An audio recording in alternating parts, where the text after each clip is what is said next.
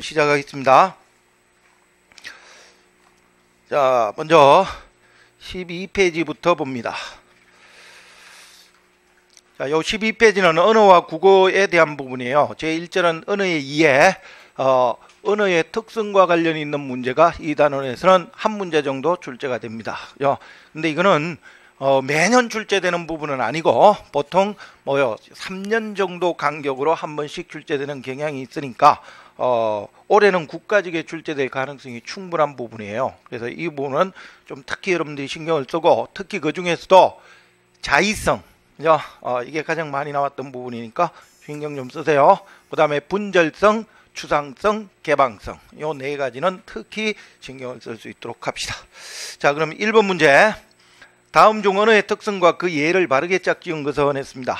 기억은 보니까 물과 불은 각각 옛말, 물과 불이 변한 말이다 라는 말이 있죠. 그 변한 말 밑줄 쳐보세요.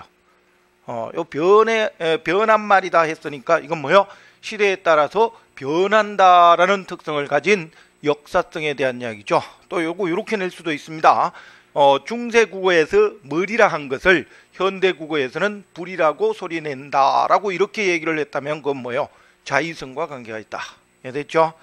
구분 잘할 수 있도록 합시다. 그래서 변한 말이라는 요게 이런 말이 들어있기 때문에 이건 역사성으로 봐야 되겠고, 그 다음 니어는 파란색을 임의로 빨간색이라고 바꾸어 말할 경우, 요게 밑줄 쳐보세요. 바꾸어 말할 경우 상대방과의 밑줄 쳐보세요. 의사소통 장애가 생긴다, 이런 말이 나와 있죠. 이 말은 다시 말하면은 약속한 것을 바꿔서 말하면은 의사소통을 할 수가 없다라는 이런 뜻이기 때문에 이건 뭐예요? 약속한 대로 사용해야 된다라는 뜻으로서 사회성과 관계가 있습니다. 사회성원들의 약속이다라는 뜻으로 이해하면 되겠습니다. 그 다음에 디귿은 집에 대한 각국의 언어 표현은 영어로 하우스, 프랑스어로는 매종이라 한다, 이렇게 나와 있네요. 그러니까 이 말은 다시 말하면은 집이라는 똑같은 대상을 놓고도 뭡니까? 나라마다 그 음성이 다르다, 이런 뜻이에요. 그렇다는 이야기는 곧 내용이 같다고 해서 그 음성이 같아야 된다는 법은 없다. 거꾸로 얘기하면은 어느 형식이 같다고 해서 그 내용, 의미가 같아야 된다는 법도 없다라는 이런 특성이죠. 그래서 이건 자의성입니다. 즉 언어의 음성과 언어의 이 의미 사이에는 필연성이 없다라는 특성입니다. 그래서 자의성이 되겠고, 그 다음 리얼은 안녕이라는 말을 배운 어린이는 안녕이라는 요 단어를 배워서 이제 안녕하세요라는 문장까지 만들어낼 수 있다는 거예요. 이제 그래서 이런 하나의 언어를 터득한 다음에 또 다른 뜻을 지닌 문장들을 만들어낼 수 있는 능력이 생긴다라는 뜻에서 이건 새로운 말을 자꾸 만들어낼 수 있다라는 창조성과 관계가 있다. 이걸 다른 말로는 개방성이다, 이렇게도 얘기를 합니다. 그죠? 그래서 바르게 연결된 것은 몇 번? 3번이다. 그래서 크게 어려운 문제는 아니겠지만은 다시 얘기하지만 자의성, 요거 개방성, 즉 다른 말로 창조성이라고도 했죠. 그 다음에 분절성, 추상성은 조금 신경을 쓸 수 있도록 합시다. 그 다음 2번은 이건 어렵지 않죠. 니르 고저 할 때 고저, 이것이 지금 현대국어로 넘어오면서 뭐가 되었다? 고자로 이렇게 변해 왔다 하는 얘기니까 이건 역사적 변천 과정을 얘기한 거죠. 역사적 변천 과정을 얘기했으니까 이건 역사성입니다. 이제 볼 거 없죠. 그 다음에 나도 마찬가지. 자동차, 비행기, 기차, 이건 예전에는 없었어. 근데 역사가 거듭되면서 새로운 이런 사물이 만들어지고 여기에 뭐가 생겼다는 거예요. 이런 언어들이 생겨왔다라는 이야기니까 이것도 새롭게 등장했다 하는 이런 측면에서 역사적 발전 과정에서 나타난 거예요. 그치? 그렇기 때문에 이것도 역사성. 오케이? 그래서 3번이 답이 된 거다. 그 다음에 언어와 인간. 자, 여기에서는 3번 문제. 이건 거의 안 나오는 유형의 문제인데, 그죠? 예전에는 나왔던 적이 있습니다. 언어를 바라보는 관점입니다. 이 관점에는 두 가지가 있죠. 하나는 뭡니까? 언어 우위론적 관점. 언어가 사고를 지배한다는 관점입니다. 또 다른 하나는 사고 우위론적 관점. 이제 이거는 사고가 언어를 지배한다라는 입장이에요. 뭐 예를 들어서 이런 것들이죠. 내가 여러분들한테 뭐요, 오른손 들어보세요 이러면 여러분들 오른손 들겠죠. 이건 내 애가 한 말이 여러분들의 사고에 영향을 끼쳤다라는 이야기예요. 이런 측면에서 보면 이건 뭐요, 언어가 사고를 지배한다는 입장입니다. 그런데 비해서 뭐 이런 거 있죠. 예를 들어서 이런 거, 물건들 말이에요. 그치? 이거 책상이라는 언어, 이름을 먼저 지어놓고 이걸 만들었겠습니까? 아니면 이걸 만들어 놓고 책상이라는 이름을 지었겠습니까? 그죠? 이거 만들어 놓고 이름 붙였을 거예요. 이제 뭔가 이렇게 누워서 공부하고 이러니까 좀 불편한 거야. 그래서 편하게 앉아서 공부할 수 없을까 하는 요 사고, 이 생각 때문에 이 물건을 만들고 여기에 책상이라는 언어를 부여했다는 거예요. 이런 측면에서 봤을 때는 이건 뭐요? 사고 우이론적 관점이 될 수도 있죠. 그지? 이런 두 가지 관점이 있고, 뭐 요즘은 이 두 가지를 합친, 그지? 종합주의적 관점이라는 것도 뭐 대세를 이루고 있다, 이렇게 보면 되겠어요. 그래서 어쨌든 여기서는 보니까 우리말에는 다른 언어와 달리 높임법이 발달되어 있는데 그 이유를 상하관계를 꼭 밑줄 쳐볼까요? 상하관계를 중시하는 전통적인 사고가 언어의 형성에 영향을 끼친 결과다, 이렇게 나와 있네요. 그제? 그러니까 이 측면에서 보면은 상하관계를 중시하는 요거 사고, 요게 뭐예요? 이유가 되는 거지요. 그치? 이것 때문에 뭐요? 언어의 형성에 영향을 끼쳤다라고 이렇게 얘기를 하고 있는 부분. 그치? 이 부분을 보니까 결국 이건 뭐예요? 언어 속에 뭐가 담겨져 있다는 겁니까? 그 사고방식이 담겨져서 표현된다, 이런 뜻 아니겠습니까? 그죠? 그래서 언어 우이론적인 관점에서 접근한 것이다, 이렇게 보면 되겠어요. 그래서 3번 같은 경우가 여기에 해당하죠. 여기저기 이곳저곳 이런 것들은 자기중심적이다, 이 말은 그 언어 속에 자기중심적 사상이 담겨져 있다는 거예요. 왜 그렇습니까? 이거 봐, 여기 이거는 뭐죠? 가까운 것을 가르칠 때 사용하는 말이에요. 그치? 근칭이죠. 그러니까 자기 쪽에서 가까운 쪽, 그치? 이쪽을 먼저 지칭한다는 거예요. 저기 여기 안 그럽니다. 여기 저기 이러더라는 거죠. 저기는 뭐예요? 멀리 있을 때, 이럴 때 사용하는 말. 그래서 항상 자기 중심적으로 자기한테 가까운 쪽으로 언어를 구사한다라는 측면에서 이제 그 상하관계를 중시하는 전통적인 사고가 언어 형성에 영향을 미친다라는 요 말과 유사하다, 이렇게 볼 수가 있어요. 그래서 3번이 답이 된 거죠. 됐죠? 이것도 뭐 어려운 문제는 아닐 거예요. 1번 같은 경우에는 사람들은 의미를 몰라도 외국 노래를 그저 따라 부른다는 이야기니까, 그죠? 이거는 의미를 몰라도라는 말이 있잖아, 그죠? 그러니까 이거는 언어의 영향을 뭐요? 받은 게 아니죠. 그래서 이런 것들. 그 다음에 2번은 아이들은 뜻도 모르면서라는 말도 있죠, 그지? 뜻도 모르면서 그렇게 따라 부른다는 얘기니까 이것도 언어의 영향을 받았다는 뜻이 아니겠죠. 많이 하겠죠. 그 다음에 4번은 무지개색을 구분하는 말이 7개이기 때문에 사람들이 무지개를 7가지로 인식을 한다라고 했습니다. 그죠? 이것도 마찬가지. 사실상 무지개가 빨주노초 파란보 7가지 밑은 아니죠. 근데 우리는 그렇게 인식을 합니다. 그지? 말을 통해서 그렇게 배워왔기 때문에 그렇게 인식을 한다라는 이런 뜻이니까 요 논리에 가장 가까운 것은 뭐요? 3번이다, 이렇게 볼 수가 있을 거예요. 됐죠? 그 다음 국어 한글. 여기에서는 다음 중 국어의 어문적 특징으로 바른 것은 했습니다. 자, 이런 유형의 문제는 요즘 최근에 와서 국어 지식 문제로 한 문제 정도가 출제되는 경향이 있어요. 특히나 서울시 같은 경우에는 더군다나 이런 문제들이 많이 출제가 되고 있으니까 꼼꼼하게 좀 점검해야 될 겁니다. 1번은 마차름의 수가 파여름의 수보다 적다라고 했습니다. 마차름이 뭡니까? 마차름이 생각했죠? 이건 뭐예요? 이렇게 호흡을 했을 때 우리가 혓바 속에 이렇게 들어간 공기가 이제 밖으로 빠져나올 때 아무런 장애 없이 자연스럽게 빠져나오면서 입천장이나 혓바닥 또는 목구멍 또는 이빨에 그 공기가 부딪히는 마찰에 의해서 나는 소리들, 이런 것들을 마찰음이라 하는데, 여기에 뭐가 있습니까? 시옷, 쌍시옷, 그 다음 히읗, 요 세 가지가 있습니다. 그죠? 그 다음에 파열음은 이건 뭐예요? 들어갔던 혓바 속에 들어갔던 공기가 이제 발음을 하는 순간 꽉 막혔다가 이것이 한꺼번에 입 밖으로 터지면서 나는 소리를 뭐라고 해? 파열음이다, 이렇게 얘기를 하죠. 그럼 파열음에 뭐가 있습니까? 기역, 디귿, 비읍, 이 계열들이 여기에 다 해당합니다. 뭐 쌍기역이라든지 기역, 또 쌍디귿, 티읕 이런 거, 쌍비읍, 피읍 이런 것들이 여기에 해당해요. 이제 그러니까 마찰음은 세 가지밖에 없지만 바이에른 계열들은 이렇게 여러 가지가 있죠. 그래서 1번은 뭐예요? 바이에름의 수가 적다 했으니까 이건 틀렸습니다. 오히려 바이에름이 뭡니까? 마찰음의 수보다 많지요. 이제 마찰음은 3개니까. 되겠지요? 그래서 1번은 마찰음의 수가 바이에름의 수보다 적다 했으니까 맞는 말. 그제 바이에름의 수가 마찰음의 수보다 많다. 이러면 뭐요? 그건 틀린 말. 되겠죠? 구분되지? 그래서 어쨌든 마찰음의 수가 적습니다. 그치? 바이에름의 수보다. 또 요거 요렇게 나올 수도 있어요. 바이에름 계열 이러면 여기에 뭐다? 지읒도 포함해야 된다. 파찰음도 넓은 의미에서는 뭐다? 바이에름 계열에 포함시킵니다. 그치? 그 점만 유의하면 되겠습니다. 어찌됐든 마찰음의 수가 바이에름의 수보다 적다 했으니까 맞습니다. 여기 이제 의문상의 특징이다 이렇게 보면 돼요. 그 다음 2번은 수식어는 항상 비수식어 앞에 놓인다. 이것도 국어의 특징 맞습니다. 맞는데 여기서 묻고자 하는 것은 어문적 특징을 물었습니다. 그치? 근데 요거는 2번은 뭐요?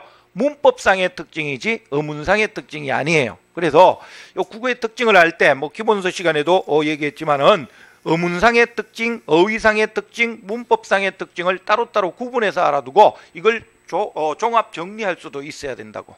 뭔 이야기했죠? 그래서 국어의 특징 이렇게 물을 수도 있고 그러면 어문상의 특징, 어휘상의 특징, 문법상의 특징을 모두 총괄한 문제다 이렇게 볼 수가 있는 거고 요것처럼 이렇게 조건을 주면은 어문상의 특징에 해당하는 것만 찾으면 되겠죠.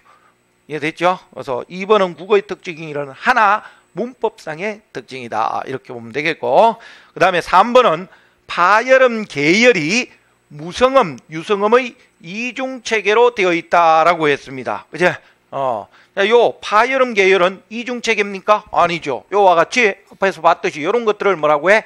예사소리라 그러죠. 이제 이런 것들을 뭐라 그래? 된소리. 이런 것들을 거센소리다 이렇게 얘기를 해요. 이제 이런 예사소리, 된소리, 거센소리니까 삼중체계다 이렇게 봐야 되겠죠. 이제 그래서 이중체계라는 말이 틀렸습니다. 오케이?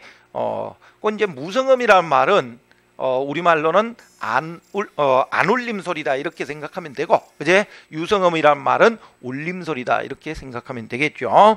그 다음에 4번은 단모음은 아, 야, 여, 오, 요, 우, 유, 뭐 이 10개로 이루어져 있다 이렇게 나와 있는데 단모음은 뭐예요? 태양이 한 번 떠 있는 거예요. 이제 그래서 요 기본 모음 뭐 있습니까? 땅을 본떠서 만든 거, 그 다음에 사람을 본떠서 만든 거. 원래는 태양을 본떠서 만든 아리아도 있었지만 그 아리아는 지금 사라지고 없습니다. 그제? 그래서 현대국어에서는 기본자 요 두 가지가 남았고, 그제? 그 다음에 이 기본자를 합쳐서 만들어진 뭐예요? 요와 같이 태양이 한 번 붙어 있는 거, 아, 오, 우 이런 것들 말이에요. 그제?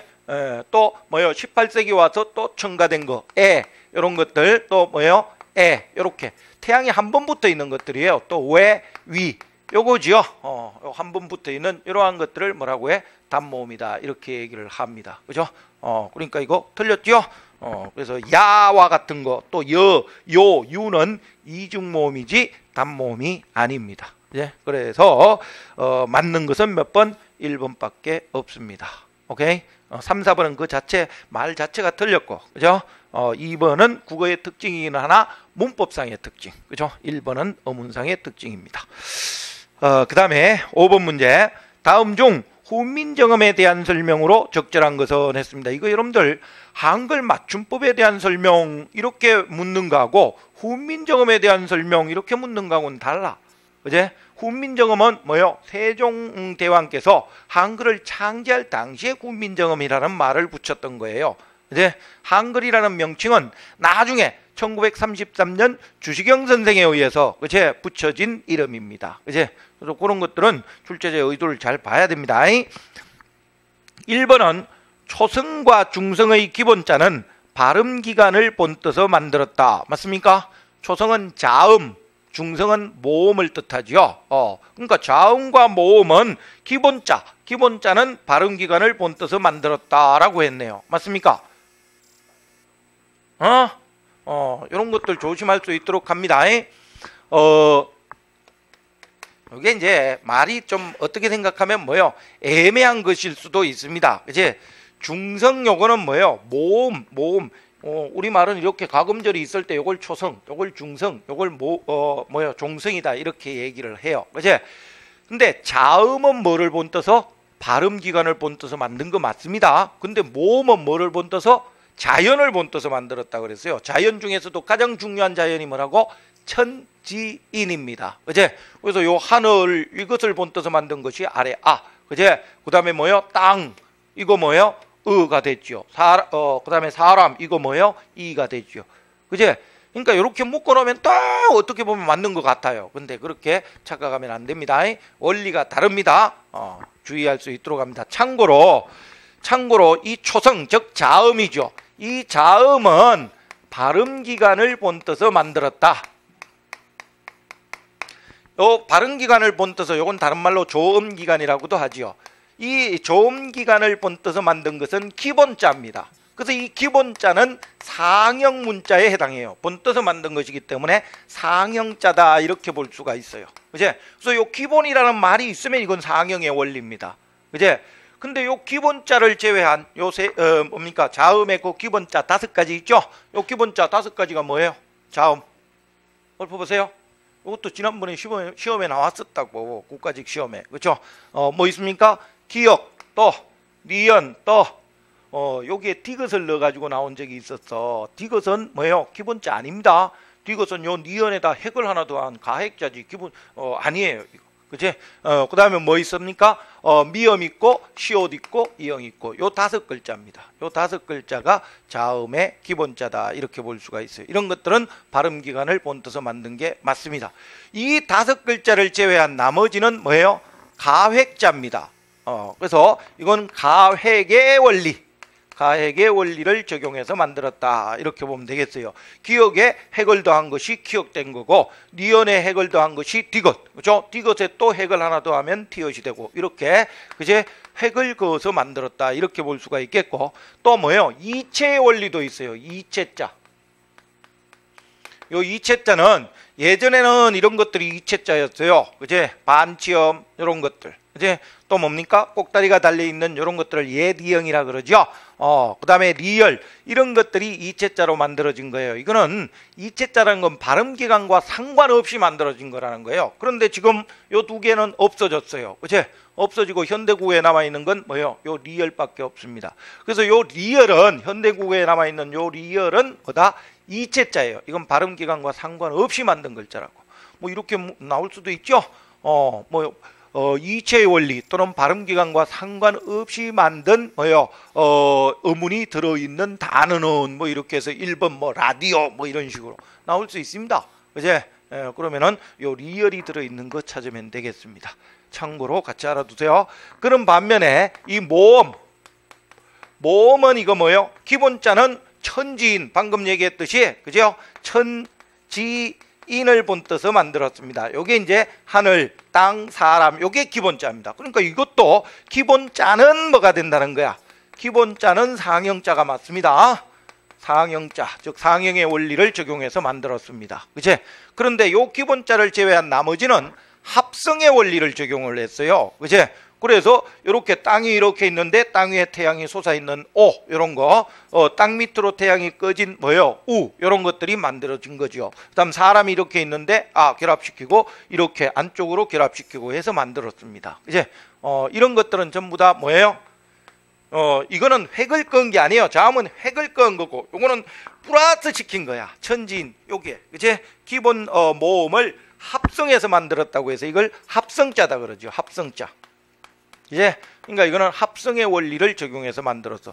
자, 요 구분되지? 자음은 뭐예요? 상형과 가획의 원리. 그지? 다만 리얼은 이체자. 이렇게 기억해 두면 되겠고. 이제 모음은 뭐예요? 기본자는 상형이지만은 그 외의 글자들은 합성의 원리를 적용했다. 이렇게 볼 수가 있습니다.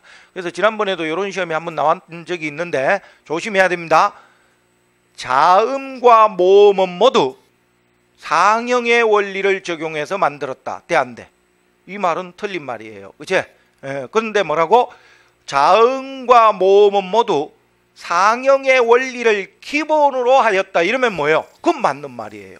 뭔 말인지 알겠죠? 기본자는 여기에 해당하는가. 오케이? 주의할 수 있도록 합시다. 그 다음에 그래서 1번은 틀렸고 2번은 순경은 비읍은 28자에 속하지 않지만 국어의 어문구실을 하였다라고 했어요. 이제 자 이것도 이제 고전 문법과 관련 있는 건데 세종대왕께서 훈민정음 서문에 밝혀졌지 새로 28자를 맹가노니 이렇게 얘기를 하고 있어요. 그래서 세종대왕께서 만든 기본적인 이 자모의 수는 28자였습니다. 그제 요 28자가 뭐냐? 요거 뭐예요? 현대국어하고 견주어서 생각하면 돼. 현대국어에서 뭡니까? 기역에서부터 희역까지. 요건 옛날에도 있었어. 그제 요게 몇 글자입니까? 14자지요. 14자가 있었습니다. 그죠? 알지? 이거는 뭐 말 안 해도 알죠? 막 초등학교 때 벽에 붙여놓고 까나다라 마바자 아자자까다 한번 하고 하시죠. 그래서 요 14자입니다. 여기에 플러스 현대국어로 넘어오는 과정에서 넉자가 없어졌어요. 그걸 소실문자라는데 그 소실문자 4가지를 더해주면은 28자가 되는 거예요. 세종께서 만들어내. 그 소실문자가 뭡니까?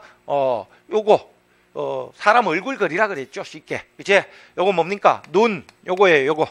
요걸 여린 히읗이라 그랬습니다. 그제 요게 세종께서는 28자에 포함시켰어요. 그제 그 다음에 뭐예요?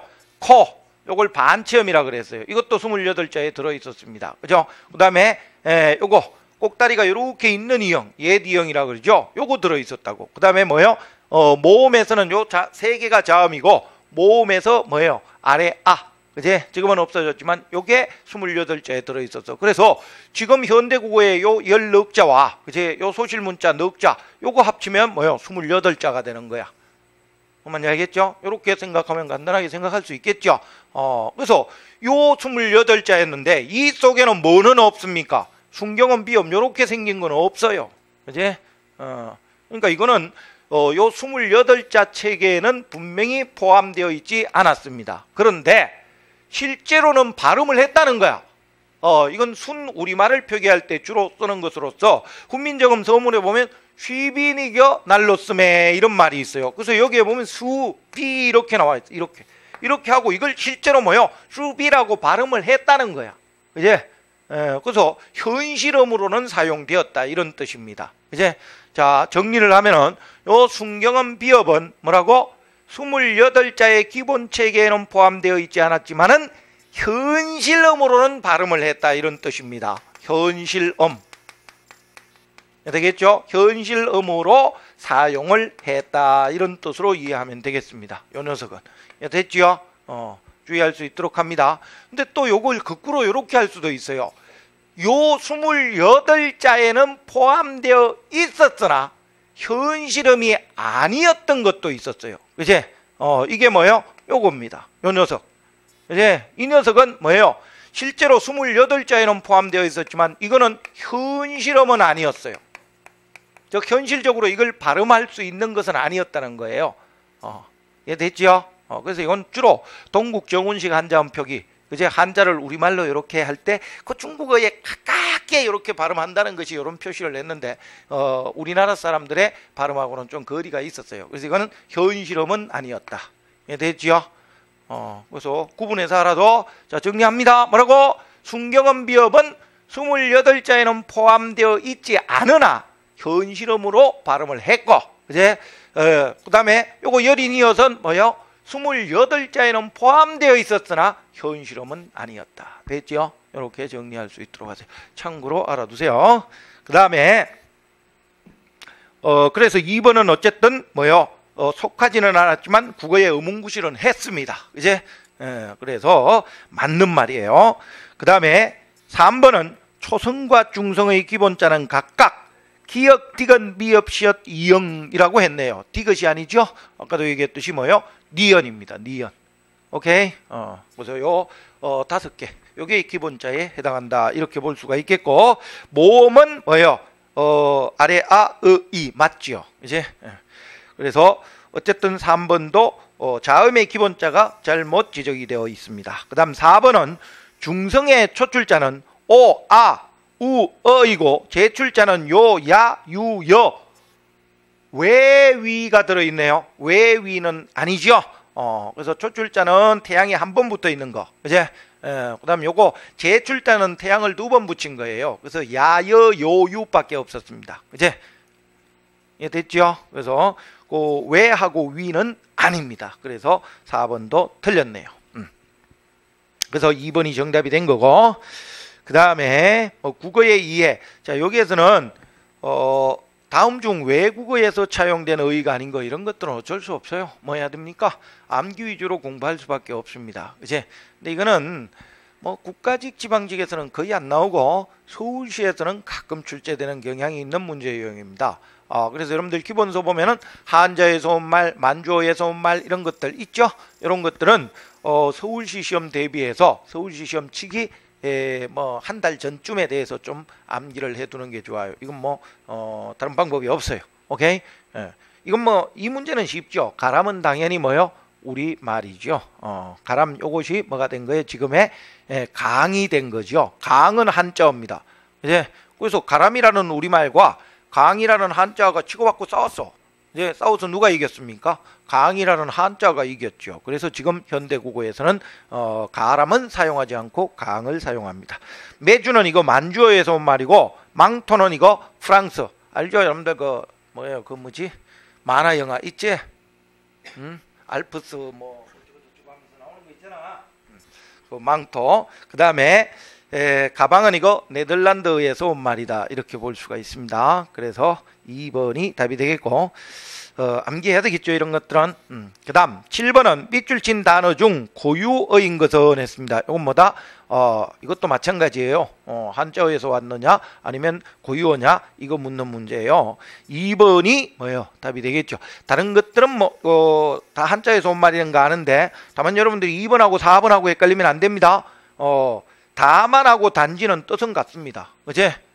뭐 다른 것이 아니라 오로지 이것뿐이다 할 때, 이렇게 얘기를 할 때는 다만을 쓸 수도 있고 단지를 쓸 수도 있습니다만, 단지는 한자에서 온 말이고 다만은 뭐요? 우리 고유어다, 이렇게 볼 수가 있습니다. 그래서 고유어는 2번이다, 이렇게 보면 되겠고, 그 다음에 8번 국어 순화와 관련되는 거. 이 국어 순화도 마찬가지예요.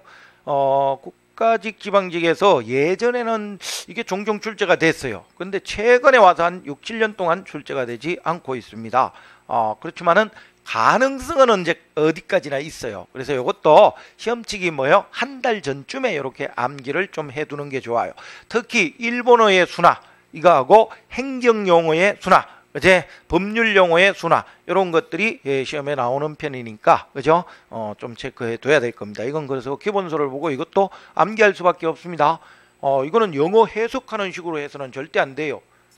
이 국어 순화라는 것은 국립국어원에서 여러 가지 모범 예시를 넣고 이제 여론조사를 해서 사람들이 가장 좋아하는 것을 선택해서 했기 때문에 그 순화시킨 대로 가야 됩니다. 이제 그냥 막 자기가 해석하듯이 한다고 되는 게 아니에요. 그래서 어쨌든 이건 뭐다? 4번이죠. 4번이 답이 되겠습니다. 이 어묵이 순화된 말이에요. 이제 그래서 생선묵은 오히려 뭡니까? 이게 이제 생선으로 만들었다 뭐 이런 뜻에서 옛날에는 생선묵이었는데, 이걸 순화한 말이 뭐야? 어묵입니다.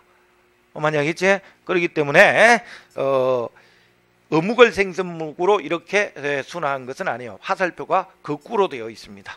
됐죠? 그래서 4번이 답이 된 거고, 그 다음 넘어가서 어문론입니다. 자, 여기서부터는 이제 문법과 관련이 있죠. 그래서 조금 미리 뭐 지난번에 그 강의를 들었던 사람들은, 특강을 들었던 사람들은 내가 풀어오라 그랬는데 안 들었던 사람들이 많기 때문에 또 여기에 그냥 쭉 풀어가겠습니다. 풀어가고 하여튼 다음 시간부터는 하여튼 과제 내면 과제 낸 대로 해와야 됩니다. 1번은 어문의 수가 바른 것 했습니다. 자, 여기서 여러분들이 착각해서는 안 될 거, 이 어문은 말의 뜻을 의미입니다. 이 말의 뜻을 구별해 주는 소리입니다. 소리, 즉 발음이에요. 이 발음의 최소 단위를 의미해요. 단위를 의미하기 때문에 이제 항상 어문이 몇 개냐 이런 식으로 문제가 나오면은 발음 여기에 초점이 있습니다. 발음을 해놓고 어문의 개수를 따져야 된다는 거. 표면적으로 보이는 거 이런 거 따지면 안 돼요. 예를 들어서 자 이런 거 보세요. 넉망염이다 라고 했어요. 그제? 자 그러면 이거 어문이 몇 개일까? 라고 했습니다. 이러면 표면상으로 보이는 것은 뭐예요? 이거 하나, 둘, 셋, 넷, 다섯, 여섯, 일곱, 여덟. 요 뭐예요? 가금절에 첫 소리 오는 이형은 소리가 없습니다. 음가가 없기 때문에 이건 뭐다? 어문 취급하지 않습니다. 그럼 얼뜻 보기에는 이거 8개예요. 근데 이거 8개라 그러면 돼? 안 돼? 안 됩니다. 요겁니다. 여기에 초점이 있어. 요거 까먹으면 안 돼. 됐죠? 그러면 이거는 뭐 어떻게 돼야 되겠어? 이거는 발음을 해봐. 발음을 하면은 이거 뭡니까? 넉막에다 염이 합쳐졌죠? 근데 발음법 뒤에서 배우겠지만 또 발음법에 따르면 자음 뒤에 이, 야, 여, 요, 유로 시작되는 말이 오면 니은을 첨가해서 발음한다 하는 발음의 조건이 있습니다. 그럼 이건 어떻게 돼야 돼? 넉막하고 염 이렇게 돼야 됩니다. 그치? 이렇게 되었다가 요 녀석이 자음동화, 요 녀석이 뭐예요? 자음동화를 일으키죠. 자음동화를 일으키면은 이건 뭐예요? 넉막염으로 이렇게 발음을 해야 된다는 거예요. 이렇게 발음을 해놓고 그러니까 어문의 개수를 따질 때는 표준 발음을 모르면 안 돼. 되겠죠? 발음을 해놓고 뭡니까? 요거 따져야 돼. 그러면 요거 하나, 둘, 셋, 넷, 다섯, 여섯, 일곱, 여덟, 9개의 어문이 있어야지만 이 넉막염이라는 발음을 할 수 있다는 거예요. 그럼 이건 몇 개라고 그래야 돼? 9개라고 그래야 되지. 표면적으로 나오는 8개다 그러면 안 돼요. 무슨 말인지 알겠죠? 그래서 요 소리, 발음의 최소단이라는 점에 포인트를 두세요. 이런 것들은 그럼 뭐야 이거? 예를 들어서 자 이거 보세요. 이거 몇 개예요? 어문. 이거 어문의 개수가 몇 개? 그렇죠. 이건 뭡니까? 기역과 히읗이 연속자리 오면 이 두 개가 합쳐져요. 이거는. 이제 합쳐지니까 추카로 이렇게 발음이 된다고. 그래서 이렇게 첨가될 때는 어문의 개수가 늘어나겠지만은 합쳐질 때는 어문의 개수가 뭐예요? 표면상으로 보이는 것보다 줄어들 수도 있다는 거죠. 그러니까 항상 발음을 해놓고 요거 몇 개야? 하나, 둘, 셋, 4개라 그래야 돼. 뭔 알겠죠? 이것처럼 5개라 그러면 안 됩니다. 예, 됐습니까? 이런 것들 주의할 수 있도록 합니다. 자, 그런 점에서 보면은 기역은 뭐예요? 적흥적으로 했으니까 이거 발음해보면 이거 어떻게 됩니까? 적흥이니까 기역과 히읗이 연속자리 오면 뭐예요? 자음 축약의 원리에 따라서 합쳐지죠. 그치? 그러면 이건 뭐 해야 돼? 되고, 그치? 뒤에 뭐예요? 기역과 히읗이 합쳐지니까 이거는 킁 돼야 되겠죠? 이렇게 합쳐지는 거예요. 킁. 그치? 예. 이렇게 되고, 적으로 이것도 뭐예요? 적하고 뭐예요? 기역이, 끝소리에 있는 기역이 으로 형식형태소, 모음으로 시작되는 형식형태소가 왔으니까 그 다음 자리로 연음해야 되겠죠? 그로 이렇게 발음이 됩니다. 그치? 그럼 요렇게 해놓고 어문의 개수를 따져야 돼. 그럼 몇 개? 하나, 둘, 셋, 넷, 다섯. 끝소리에 오는 이형은 음가가 있으니까 어문 취급합니다. 그래서 다섯, 여섯, 일곱, 여덟, 9, 10, 11개네요. 11개의 어문이다. 이렇게 얘기를 해야 됩니다. 예, 됐죠? 주의하고. 그 다음에 니은은 없는다네요. 그치? 그럼 이건 뭐예요? 리얼 피업의 대표는 뭐다? 비업입니다. 그치? 그러면은 비업 요게 넣는다 이렇게 되었다가 요놈이 뭐예요? 자음 동화를 일으키죠. 자음 동화를 일으키면 뭐가 돼? 없는다로 이렇게 발음을 해야 돼요. 그치? 이렇게 발음을 해놓고 따져보자. 따져보면은 요거는 뭐예요? 음가가 없죠. 음가가 없으니까 어문 취급하면 안 돼. 그러니까 하나, 둘, 셋, 넷, 다섯, 여섯, 7개가 되네요. 그치? 근데 여기 9개 했으니까 역시 틀렸죠? 그 다음 띠것은 조치네요. 자, 이건 뭐예요? 히읗과 지읒이 연속자리에 왔으니까 알지? 기역, 디귿, 피읍, 지읒이 히읗과 연속자리에서 만나면 다 자음 축약을 일으킵니다. 그치? 그래서 합쳐져서 발음이 되죠. 그럼 이건 뭐예요? 조코로 이렇게 발음이 돼야 되겠죠? 조치입니까? 그럼 조치 이렇게 발음이 돼야 되겠죠. 오케이? 조치로 발음되니까 몇 개? 하나, 둘, 셋, 4개입니다. 그치? 근데 5개 했으니까 틀렸네요. 그 다음에, 안아서, 이거는 뭐가 됩니까? 안아서는 뭐지? 모음 앞에 있는 히읗은 뭐요? 발음하지 않는다라는 조건. 이제 요 조건 때문에 이건 어떻게 돼야 돼? 안아서 이렇게 일단 발음이 되었다가 이제 니은이에서도 히읗 말이야. 요 히읗은 항상 모음 앞에서는 발음하지 않습니다. 예를 들어서 나은 이랬으면은 모음 앞에 있는 히읗은 발음하지 않습니다. 발음하지 않고 나은이라고 발음해야 되죠. 표준 발음법에서 나중에 할 겁니다. 어찌됐든 이렇게 되죠. 이렇게 되었다가 요놈이 뭐요? 모음으로 시작되는 형식 형태에서 왔으니까 앞에 있는 요 끝소리가 그 다음 자리로 옮아가는 연음 법칙까지 적용이 돼야 되겠죠. 그러면 이거 어떻게 돼? 아, 나, 서 이렇게 발음이 됩니다. 그럼 이건 뭐가 돼? 하나. 그지? 이건 음가 없으니까 음은 취급하면 안 되고 둘, 셋, 넷, 다섯 개네요. 그지? 다섯 개 했으니까 맞지요? 그래서 4번이 정답이 되는 거예요. 그래서 항상 요 음원의 개수를 따질 때는 여기에 초점이 있다는 것만 까먹지 마세요. 그지? 그 다음에 다음 중 긴 소리로 발음되는 단어가 포함되어 있지 않은 것은 했습니다. 이제 자, 이런 거 소리의 길이를 따지는 거 이것도 여러분들이 좀 어렵습니다. 근데 이 소리의 길이는 사실 단어로 따지기는 참 어려워요. 우리말이. 그래서 이런 것들은 될 수 있으면 문장에 넣어서 그치? 소리의 길이를 따지는 것이 좋습니다. 그치? 예를 들어서 1번 같은 경우에는 이건 뭐요? 뭐 늑대나 강아지 이건 뭐 다 알 거예요. 그치? 강아지 하는 사람도 없고. 그치? 그쵸? 그 다음에 늑대 하는 사람도 없을 겁니다. 그치? 근데 요게 문제인데. 그치? 한번 발음을 해볼까? 개새끼 그럽니까? 아니면 개새끼 그럽니까? 개새끼 그러지요. 그런다고 그래. 그러니까 이거는 얘를 좀 이상한 거 들었나?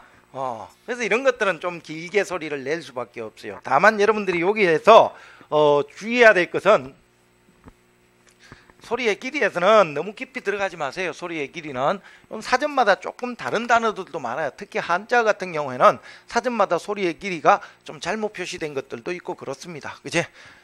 다만 요거는 알아도 항상 우리말은 요 긴 소리는 단어의 첫 음절에서만 나는 것을 원칙으로 한다라는 뜻입니다. 첫 음절입니다. 그치? 요 첫 음절에서만 긴 소리를 내는 것을 원칙으로 한다 이런 뜻이에요. 이 말은 아무리 긴 소리더라도 단어의 둘째 음절 이하로 내려가면 짧은 소리로 바뀐다는 거예요. 항상 그래서 첫 음절에서만 긴 소리를 냅니다. 됐죠? 예를 들어서 뭐 이런 것들 눈이라는 말이 있다 이렇게 보면 하늘에서 내리는 눈이 긴 소리예요. 그치? 뭐 눈 하면 사람 눈도 눈이잖아. 그치? 이런 거 안 되면 문장으로 만들어 보라 그랬죠? 기본서에서도 많이 했을 거예요. 그치? 눈에 눈이 들어간다. 이게 뭐요? 발음이겠습니까? 아니면 눈에 눈이 들어간다. 이게 발음이겠어요? 대부분 뭐요? 눈에 눈이 들어가다. 이렇게 발음을 할 겁니다. 그치? 그러니까 사람 눈에 하늘에서 내리는 눈이 들어갔다는 뜻이죠. 그런 뜻으로 이해를 하면은 이 하늘에서 내리는 눈 이게 긴 소리입니다. 그치? 그런데 이 긴 소리인 이 하늘에서 내리는 눈이 눈 보라 이럴 때는 이건 뭐예요?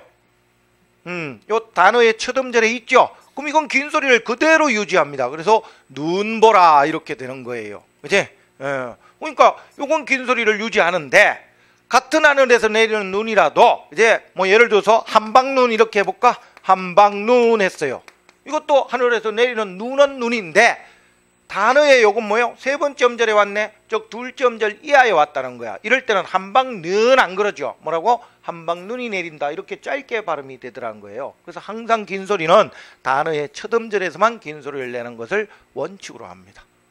이거는 같이 알아둘 수 있도록 합니다. 둘째 음절 이하에 내려가면 짧은 소리예요. 그래서 개가 긴 소리라 할지라도 만약에 똥개 이랬으면 이건 뭐라는 거야? 둘째 음절 이하로 내려갔죠. 그러면 그건 뭐예요? 짧은 소리로 바뀐다는 거죠. 이해됐습니까? 그 점을 좀 주의할 수 있도록 합시다.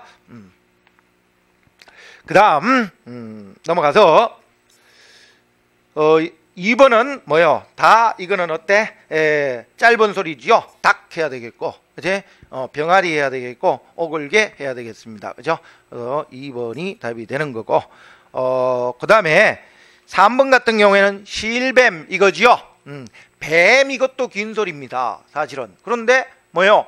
실이 앞에 붙어 있죠. 그러니까 두 번째 음절에 있는 뱀은 이건 뭐다? 짧은 소리로 바뀌는 것이고, 이제 첫 번째 음절에 있는 실 이거는 그대로 긴 소리로 발음해서 실뱀이라고 해야 되겠습니다. 됐죠? 그래서 3번에서는 고개 들렸죠. 나머지는 다 짧은 소리로 발음하면 되겠고, 그 다음에 4번은 개구리 뭐 이런 거 하고 올챙이, 이건 뭐 다른 발음 있나? 그냥 그제 그대로 짧은 소리로 발음하면 됩니다. 그런데 뭐요? 맹꽁이, 요게 뭡니까? 긴 소리가 되겠죠. 첫 음절에 있는 맹자를 긴 소리로 맹꽁이 하죠. 맹꽁이, 그런 경우는 없잖아. 되겠죠? 그래서 2번이 답이 된 거예요. 그래서 요 소리의 길이에서는 일단 요거 잘 알아도 요 조건만 알면 풀 수 있는 문제일 거예요. 요거. 그래서 단어의 첫 음절에서만 긴 소리를 낸다. 그런데 요거 나온 김에 같이 알아두세요. 예외가 있어요. 이제 그 예외까지 요 정도 수준만 알아두면 될 겁니다. 소리의 길이는. 요 예외가 두 가지가 있는데, 그치? 그게 첫 번째가 뭡니까? 모음으로 시작되는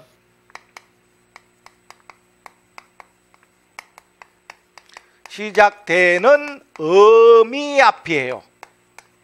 어미 앞에서는 단어의 첫 음절에 그대로 있더라도, 그치? 요 모음으로 시작되는 어미 앞에 왔을 때는 이게 뭐요? 짧은 소리로 바뀌더라는 거야. 긴 소리가 짧은 소리로 바뀌더라, 이런 얘기예요. 됐습니까? 예를 들어서 이런 거 길이가 길다 했어요. 길다. 이건 길다. 긴 소리입니다. 원래 이게 길다, 이렇게 긴 소리입니다. 그치? 그런데 요 음이 자리에 플러스 모음으로 시작되는 어미를 붙여봤어요. 그치? 그럼 선행모음에 따라 어를 이렇게 붙여봤다고. 그치? 모음으로 시작되는 어미. 그러면 이거 어떻게 발음되더라는 거예요? 길어, 안 그러더라는 거예요. 길이가 길어, 안 그러고 길이가 길어, 이러더라는 거예요. 길어. 그치? 그러니까 요건 첫 음절에 원래 그대로 있어요. 그래서 연음 법칙이 적용되면서 길어, 이렇게 되죠. 첫 음절에 그대로 있더라도 요 경우는 모음 앞에서, 그치? 모음으로 시작되는 어미입니다. 어미 앞에서는 짧은 소리로 바뀌더라, 이런 얘기예요. 되겠습니까? 요런 얘기고, 그 다음에 두 번째는 사동과 피동 접사입니다. 사동, 피동 접사. 요 사동, 피동 접사 앞에서도 긴 소리가 짧은 소리로 바뀌더라, 이런 얘기예요. 첫 음절에 그대로 있는데도, 그치? 짧은 소리로 바뀌더라. 요 사동, 피동 접사가 뭡니까? 이, 히, 리, 기, 이런 것들 말이야. 그치? 요거는 이제 사동과 피동으로 다 쓰이는 거고, 사동으로만 쓰이는 거 뭐 있습니까? 우, 구, 추, 에, 이런 것들이 있어요. 이제 많이 배웠죠? 또 뭐 뒤에 또 이런 문법에도 나올 겁니다. 그래서 어찌됐든 요러고 사동과 피동 접사 앞에서는 긴 소리도 짧은 소리로 바뀌더라, 이런 뜻입니다. 됐지요? 그러니까 이것도 음이니까 용언이고, 사동, 이것도 사동사, 피동도 피동사입니다. 이걸 줄여서 쓴 말이니까 이것도 동사라는 뜻이니까 이 규정은, 예외는 용언에서만 일어납니다. 용언. 천일 경우에는 일어나지 않고 용언에서 주로 일어나는 예외다, 이렇게 보면 되겠습니다. 무슨 말인지 이해됐지요? 그래서 뭐 이것도 예를 하나 들어볼까요? 예를 들어보면은 뭐 해볼까? 감따 한번 해볼까요? 감따. 머리를 감따, 실을 감따 할 때 감따, 이거 긴 소리예요. 그치? 근데 요게 뭐요? 사동, 피동 접사, 기를 한번 붙여봅시다. 그치? 이렇게 붙여보면 이거 어떻게 발음이 된다는 거예요? 감기다, 이러더라는 거예요. 그치? 아이의 머리를 감기다 하지 감기다 안 그러더라는 거예요. 되겠죠? 그래서 이렇게 사동, 피동 접사 앞에 긴 소리는 첫 음절에 그대로 있는데도 불구하고 이건 뭐다? 짧은 소리로 바뀌더라. 요 범위, 소리의 길이는 요 범위만 알아둬도 충분할 겁니다. 됐죠? 그 다음 넘어가서 제2절 국어의 의문체계입니다. 여기서부터는 이제 뭐 문법이다, 이론 문법이다, 이렇게 봐도 과언이 아니에요. 자, 먼저 3번 문제에 보면은 다음 중 국어의 음절 구조에 대한 설명으로 옳지 않은 것은 했습니다. 1번은 초성에 2개 이상의 자음이 올 수 없다. 맞습니까? 그쵸. 우리말은 그 두언법칙의 원리에 따라서 옛날에는 왔어요. 옛날에는 이런 글자도 있었어. 이제 초성의 말이야. 아까 얘기했죠. 이렇게 했을 때 초성, 중성, 종성 말이에요. 그치? 이 초성에 2개 이상의 자음이 결합된 이런 형태는 올 수 있다, 없다? 없다라는 거예요. 지금은 이런 글자 없어요. 옛날에는 있었지만은. 그치? 이건 두음 법칙의 원리 때문에 그렇습니다. 그치? 그래서 어쨌든 초성엔 2개 이상의 자음군이 올 수 없다 했으니까 맞습니다. 오케이? 그 다음에 2번은 초성에 위치할 수 있는 자음의 음소의 수는 이제 음소, 이건 뭐 다른 말로 한다면 어문이다 이렇게 보면 되겠죠. 수는 18개이다 라고 했네요. 맞습니까? 맞아요. 19개 아니에요? 이거 조심해야 됩니다. 이것도 아까 얘기했듯이 자음은 지금 현대국에서는 자음이 모두 몇 개예요? 19개입니다. 사실은. 그치? 기역에서부터 희역까지 요거 14자에다가 플러스 뭐가 있어? 된소리가 있어요. 된소리가 5개가 있습니다. 그치? 쌍기역, 쌍디귿, 쌍비읍, 쌍시옷, 쌍지연 요거예요. 이것도 하나의 자음으로 봅니다. 그치? 그래서 모두 19개입니다. 사실은. 그치? 근데 왜 18개라 그럴까? 아까 얘기했죠? 이형 이거 말이에요. 이거는 첫 소리에서는 소리가 나지 않는다. 즉 어문 취급하지 않는다 그랬어요. 만약이죠. 그래서 요게 조건이 뭡니까? 초성에 위치할 수 있는 이라고 했으니까 그치? 요 초성 첫 소리 말이야. 여기에서는 요거 제외시켜야 됩니다. 만약이죠. 이게 그래서 끝소리에서는 끝소리에 쓰였으면 어문의 체계에 포함시켜도 이제 첫 소리 초성에 쓰였을 때는 어문의 어문으로 이렇게 아까 어문이 발음할 수 있는 거 이런 거라고 그랬잖아요. 그치? 무슨 말인지 이해됐습니까? 주의할 수 있도록 합니다. 근데 끝소리에는 또 끝소리에는 이거보다 더 많습니다. 끝소리에는 이런 것도 있죠. 이런 거. 겹받침도 사실은 뭐요? 끝소리에는 써요. 초성에는 쓰일 수 없죠. 없지만은 뭐요? 끝소리에는 쓰인다고. 그럼 예를 들어서 이렇게 했어요. 그럼 이거 어떻게 발음하는 거야? 업이라고 발음을 하죠. 업이라 발음하니까 요 비읍시옷을 썼더라도 사실은 발음은 뭐예요? 없스가 아니고 이제 서 발음은 없어. 발음되지 않는 것은 따로 어문 취급하지 않습니다. 많이 알겠지? 그러면 이건 뭐예요? 하나라고 해야 돼. 그러니까 비읍시옷 이렇게 겹자음이죠. 자음이 겹쳐서 받침을 이룰 때도 이거는 하나의 어문으로 봐야지 2개로 나누어 봐서는 안 된다고. 됐죠? 주의할 수 있도록 하고 그 다음에 어쨌든 18개다 했으니까 맞습니다. 이형이 제외되기 때문에 그래요. 그 다음에 3번은 반모음도 모음이므로 단독으로 음절을 구성할 수 있다라고 했습니다. 그제? 아니에요. 이거는 뭡니까? 말 그대로 반모음이야.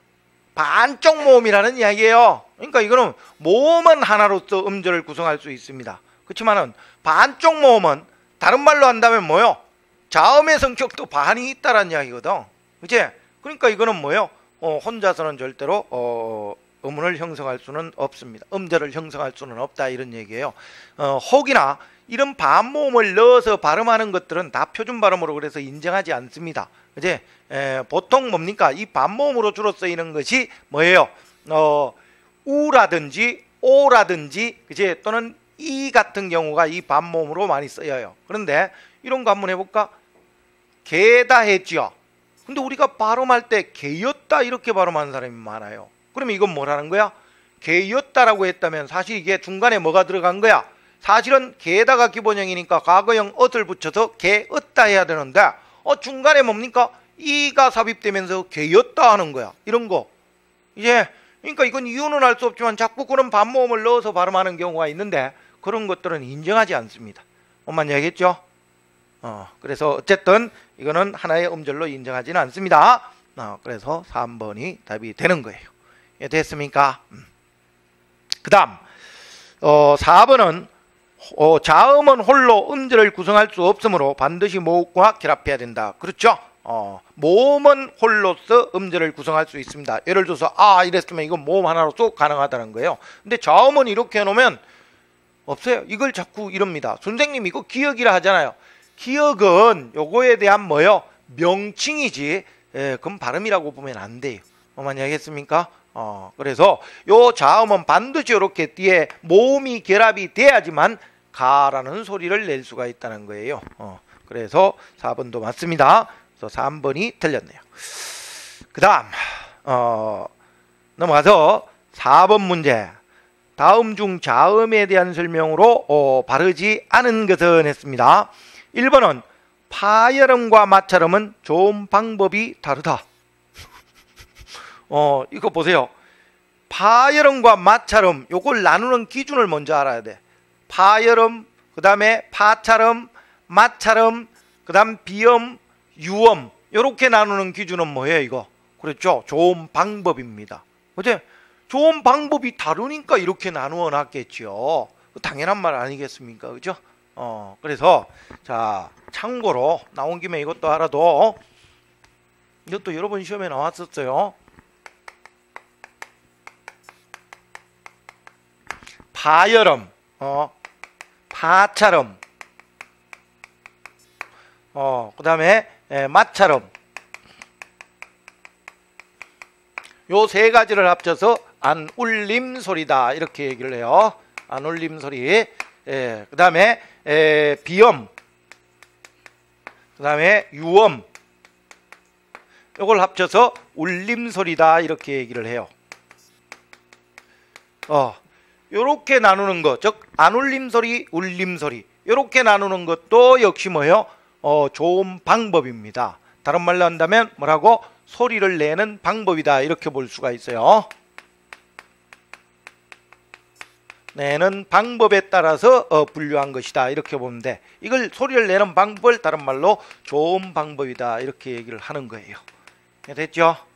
이렇게 나누는 거예요. 그러니까 지난번에 뭐 요거 기출문제 똑같은 문제가 그치 이거 한 두세 번 정도 나왔었습니다. 이렇게 딱 보기를 주어주고 이것을 나누는 기준 이렇게 물었어. 그래서 좋은 방법 이렇게. 요 문제는 그거를 좀 뒤집어서 출제한 거다 이렇게 보면 되겠죠. 됐죠? 그래서 이렇게 나누는 기준은 당연히 뭐요? 소리를 내는 방법입니다. 그래서 문제에 그렇게 해놓은 거죠. 어쨌든 이거는 뭐요? 다르죠? 소리를 내는 방법. 요거는 뭡니까? 파열음은 허파, 즉 폐에 들어갔던 공기가 막혔다가 입 밖으로 한꺼번에 터지면서 나는 소리라고 해서 파열음이라 그러는 거고, 마찰음은 이건 뭐예요? 폐에 들어갔던 공기가 아무런 막힘이 없이 자연스럽게 입 밖으로 빠져나오면서 내는, 그치? 즉 마찰에 의해서 나는 소리가 마찰음입니다. 오케이? 그래서 이건 다릅니다. 알죠? 요 마찰음은 아까 설명했지만은 시옷, 당시옷, 히읗 요 세 가지가 있어요. 그지? 어쨌든 다르다 했으니까 맞는 말이고, 그 다음에 자음은 단독으로 음절을 구성하지 못한다. 앞에 나왔던 말이죠. 그래서 이것도 맞는 말이고, 파열음과 비음은 좋은 위치의 가지수가 같다라고 했습니다. 그제? 이 말은 파열음과 비음이에요. 비음. 비음이 뭐라고? 요 비음. 요 콧구멍이 뚫리면서 나는 소리입니다. 그제? 리연, 미음, 이영 이거예요. 그지? 그 밑에 먼저 도표 요거 그 몇 페이지 5번 문제죠. 요 도표를 완성할 수 있으면 이것도 뭡니까? 이해할 수 있을 겁니다. 그지? 그러니까 이것도 뭐요? 이렇게 도표를 그려보면 맞죠? 맞습니다. 그죠? 그다음에 4번은 좋은 위치에 따라 유성음과 무성음으로. 유성음은 뭐라고? 우리말로는 울림소리라는 뜻이고, 무성음은 뭐예요? 안 울림소리라는 뜻이에요. 그제? 그러면 울림소리, 안 울림소리도 방금 봤듯이 뭐예요? 좋은 방법에 따라서, 그제? 나는 분류다 이렇게 볼 수 있어요. 좋은 위치가 아니에요. 좋은 위치에 따라서 나눈 것은 발음이 되는 위치입니다. 입의 위치에. 그래서 입술과 입술 사이에서 나는 소리를 뭐라고 해? 양순음이다 이렇게 얘기해요. 양순음. 그제? 그 다음에 뭐요? 혀끝과 윗잇몸 사이에서 나는 소리를 치조음이다 이렇게 얘기를 해요. 치조음 이렇게 얘기하는 것이고, 그제? 그 다음에 뭐요? 입천장, 그것도 뭐요? 앞에, 그제? 입천장의 앞쪽을 뭐라고? 경구개라 그랬죠. 이런 경구개와 혀끝 사이에서 나는 소리를 경구개음이다 이렇게 얘기를 해요. 그제? 그 다음에 저 혀뿌리 쪽과 입천장 사이에서 나는 거, 그제? 이것을 뭐라고 해? 연구개음이라 그래요. 연구개음. 기본서에서 다 배웠잖아, 그죠? 연구개음. 그 다음에 뭐요? 목구멍만 있으면 내는 소리, 즉 목청 사이에서 나는 소리를 뭐라고 해요? 후음이라 그래요. 이게 뭡니까? 요 5가지가 조음 위치에 따라서 나눈 거예요. 조음 위치에, 또는 다른 말로는 소리를 내는 자리다 이렇게 볼 수가 있습니다. 내는 자리에 따라서 나눈 것이다. 예, 됐죠? 그래서 이건 이제 구분해 둘 수 있도록 하고, 그래서 4번이 틀렸네요. 그지? 좋은 위치가 아니고 좋은 방법에 따라서 나눈 것이다. 이렇게 보면 되겠습니다. 예, 됐습니까? 그 다음 5번 문제. 뭐 요거는 여러분들이 도표만 완성할 수 있으면 되겠죠. 파열음은 경음, 평음은 이거 뭐예요? 예사소리라는 뜻입니다. 그 다음에 경음, 이거는 된 소리라는 뜻이고, 그치? 격음, 이거는 거된 소리라는 뜻이에요. 이걸 이제 한자로 이렇게 냈네요. 그래서 어쨌든 이런 삼중체계로 되어 있다라고 했습니다. 그 중에 이제 순음 위치에 들어가 있고, 요거 찾으면 될 거 아니에요. 그치? 아까 봤듯이 파열음에 뭐가 있었습니까? 기역, 디귿, 비읍 계열들이 있었죠? 요 중에서 순음은 뭐예요? 순음이 뭐야? 그래, 입술이 붙었다 떨어지는 소리. 자, 그럼 입술이 붙었다 떨어지는 소리 한번 해볼까? 이거 해봐. 이거, 이거, 버에서 입술이 붙었다 떨어지네. 발음을 해보면 되는 거예요. 이제, 그래서 기본서 시간에 이건 뭐 다 배웠을 겁니다. 그림 그려서 다 배웠을 테니까. 요 놈이 뭐예요? 입술이 붙었다 떨어지는 소리, 순음에 해당한다. 이렇게 볼 수가 있습니다. 예, 됐죠? 서텐더. 그래서 어쨌든 기억, 여기에 평음 부분에 순음이니까 뭐 돼야 돼? 비읍이 들어가야 되겠죠. 예사소리 비읍, 된 소리는 뭐예요? 쌍비읍. 그제? 거센 소리는 피읍입니다. 미음도 순음이기는 하나, 이거는 뭐라고? 이렇게 3중으로 나눌 수 있는 그 부류는 아니라는 거예요. 어디에 포함되어 있기 때문에 밑에 비음에 포함되어 있어. 그 비음 자리에 들어가야 됩니다. 뭔지 알겠지요? 됐지 무슨 말이지? 그래서 기역 자리에는 뭐다?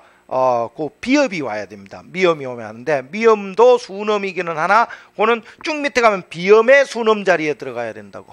뭔지 알겠죠? 그 다음, 리언에 보니까 연구계음이네요. 연구계음의 격음 자리네. 그제? 연구계음의 격음, 거센 소리 자리 말이야. 그제? 자, 그러면은 파열음 계열의 연구계음이 뭐가 있느냐? 요거 따지면 되겠죠. 그럼 파열음 계열에서 요 세 가지 중에, 그제? 연구계음 찾으면 되죠. 연구계음은 뭐다? 저 입천장 저 안쪽 말이야. 그제?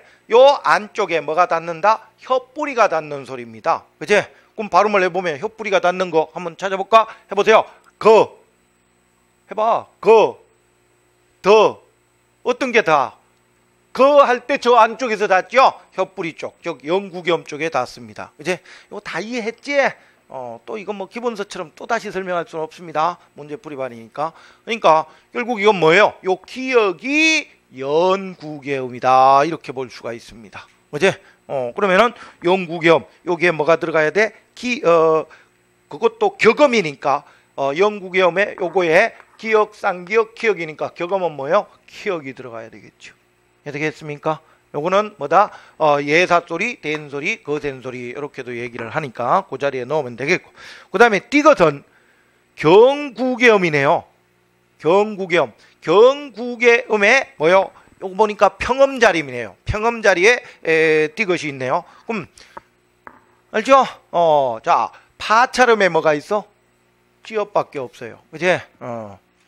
기억나지요? 요게 파찰음입니다. 요 파찰음은 처음은 파열음 같다가 끝은 뭐요? 마찰음 같이 소리가 난다라고 해서 이걸 파열음의 파자하고 마찰음의 찰자를 따와서 파찰음이다 이렇게 얘기하는 거예요. 이건 지읒계열 요거 하나밖에 없어요. 그러니까 지읒은 지읒, 쌍지읒, 치읒이지요. 그치? 요게 예사소리. 그치? 요게 된소리, 거센소리니까 여기 지금 뭐요? 평음 자리에 디귿이 있으니까 예사소리네요. 그치? 그럼 뭐가 들어가야 돼? 지읒이 들어가야 되겠네요. 그치? 됐죠?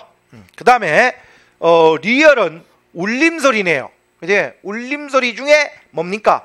그 유음 자리에 있네요. 유음은 딸랑 하나밖에 없습니다. 뭐예요? 리얼 요거 하나밖에 없죠. 그치? 리언, 미음, 이영은 뭐다? 비음이고. 오케이? 그러면 뭐요? 4번밖에 될 게 없습니다. 됐습니까? 그 다음에 잠깐 쉬었다 할까요?